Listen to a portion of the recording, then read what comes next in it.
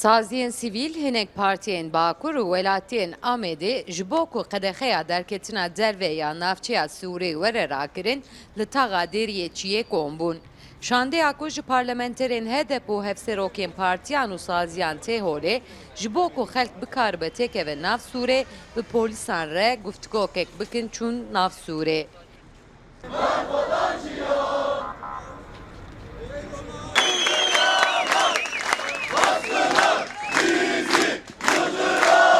Welatiyên Amedê jî li ber barîkatên polîsan slogan avêtin û xwestin ku dengê xwe bigihînin nav Sûrê.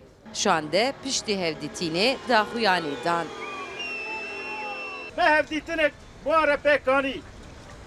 Dibe hevdîtinê de me ji bo ku ev tor pêş kirin demil dest bê rakirin me bu ara nîqaş kir.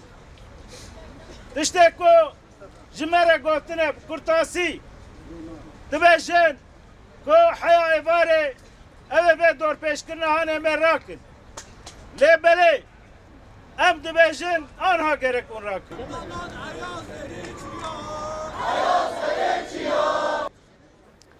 Hevserokên şaradariyan û welatiyên Amedê jî qedexeya ser nav Sûrê şarmezar kirin û gotin dewlet dixwaze li ser gelê Kurd dîktatorî bike û heyfa heftê hezîranê ya hilbijartinê bistîne. Ev qedexekirin bi rastî awakî zelalan bêjin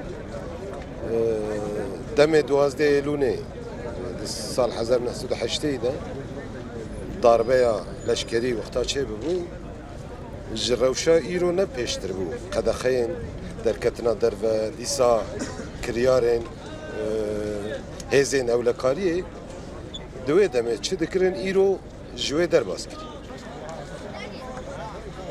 Xalqê Kurdistana Tirkiye li vir binê baskî de binê tirsekî binê zulm û zorê de ye.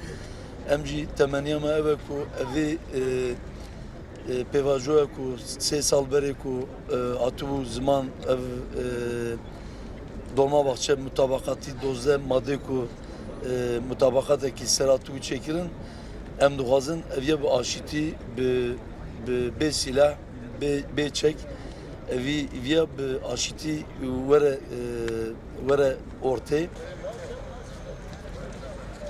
Şande û welatiyên Amedê diyar kirin ku heta ku qedexeya nav Sûrê ranebe wê li ber bedenên Sûrê rûnin.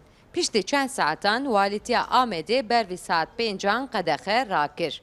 Sevda Kaplan, NRT, Amed.